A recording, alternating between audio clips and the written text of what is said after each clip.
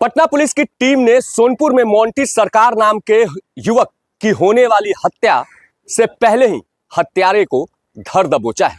दरअसल यह पूरी कार्रवाई पटना के दीघा थाना क्षेत्र इलाके में देर रात हुई है, जहां नौबतपुर का रहने वाला एक नाबालिग युवक अपने बैंककर्मी पिता की शह पर अपराधी बन रहा है और गिरफ्तार नाबालिग युवक की निशानदेही पर नौबतपुर इलाके से पुलिस ने कुल 137 राउंड जिंदा कारतूस, 3 पिस्टल, 1 पेन पिस्टल, 2 चाकू और 2 कुकरी को बरामद करने में सफलता हासिल की है। दरअसल यह बैंककर्मी अपने बेटे को अपराध जगत का कुख्यात बनाना चाह रहा है। हालांकि पुलिस ने इस बैंककर्मी पिता के मंसूबों पर पहले ही पानी फेर दिया। कल शाम में जानकारी मिली थी कि कुछ व्यक्ति युवक हैं जो कोई बड़ी घटना करने जा रहे हैं। इसी क्रम में एसटीएफ और पटना पुलिस के जॉइंटली उसमें रेड किया गया। इसमें 2 विधि विरुद्ध बालक पकड़ाए। इसमें उनसे जब पूछताछ की गई तो बताया कि वो एक हत्या करने के मकसद से जा रहे थे और इसके लिए उनके पास जो हथियार था वो रखे हुए हैं। साथ ही उनके मोबाइल फ़ोन से कई घटनाओं के बारे में वीडियो वगैरह मिला। उसमें कई ऐसे फ़ोटो मिले जिसमें वो फायरिंग कर रहे थे और अन्य लोगों के साथ उसमें हथियार और गोली भी मिल रहा था। उसमें जब उनके हत्या के बारे में जानकारी प्राप्त की गई तो उन्हीं में से एक विधि विरुद्ध बालक जो था उसके पिता के कमरे से हथियार बरामद हुआ, एक हथियार और एक गोली, जिसमें दीघा थाना में केस दर्ज किया गया। उनके फ़ोन में से जो पता चला कि काफ़ी भारी मात्रा में हथियार और गोली रखा हुआ है। उस क्रम में नौबतपुर में छापेमारी की गई।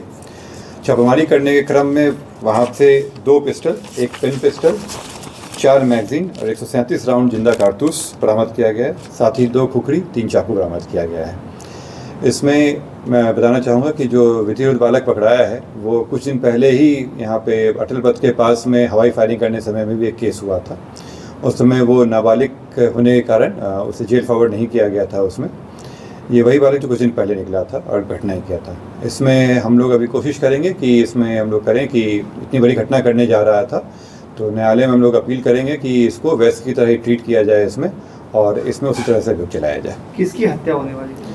बताया छपरा में सोनपुर में रहने वाले एक व्यक्ति की हत्या करने जा रहा था। क्या थी वो व्यक्ति? मोंटी सरकार नाम से है, उससे कुछ दुश्मनी था आपस में इन लोगों का, उसी में जा रहा था। ये हथियार इसका पिता दिया या कहीं से खरीद के लाया? इसमें पिता के सहयोग से ये रखे हुए था और पिता के पास से ही बरामद किया गया इसमें। और मैं आप लोगों के द्वारा पब्लिक से भी ये कहना चाहूँगा कि अपने बच्चों पर ध्यान दें कि वो क्या एक्टिविटी कर रहे हैं, किसकी संगति में रह रहे हैं, क्योंकि ये कुछ दिनों से चल रहा है इस तरह का कि लोगों को प्रलोभन, खास करके युवाओं को प्रलोभन दिया जा रहा है पैसे, ड्रग्स और हथियार का, और उसमें फंसा के उनसे बहुत सारे क्राइम करवाए जा रहे हैं। तो अपने बच्चों पर ध्यान दें कि वो क्या एक्टिविटी कर रहे हैं उसमें, और अपराध में जाने से उनको रोकें, मोह में नहीं पड़े, कड़ी अनुशासन में रखें उनको, क्योंकि इसका खामियाजा है उस बच्चे के साथ साथ परिवार को भुगतना पड़ता है। दुश्मनी किससे थी? इन्हीं बालकों से थी या किसी और से दुश्मनी थी?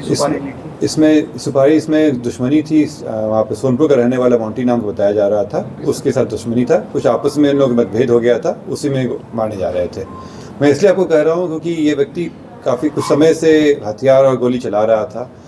वहाँ पे फायरिंग भी किया था, वीडियो भी बनाया था। इनके ऐसे वीडियो भी मिले हैं कि लोगों के ऊपर फायरिंग भी किया है ये। और अब चूंकि उनको रोका नहीं गया परिवार के द्वारा, इसलिए बाद बढ़ते बढ़ते भी हत्या करने पे भी आ गए थे। पिता का किस तरह से सह मिलता था इन लोगों को? पिता के द्वारा ना रोका गया है इसमें।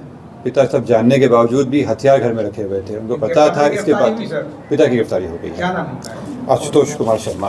पिता का भी आपराधिक इतिहास नहीं, उनका आपराधिक इतिहास नहीं है। वो बताया जा रहा था कि बैंक में काम करते हैं। इनकी माता भी शायद कहीं काम करती हैं, लेकिन पिता के द्वारा ना इनको रोका गया।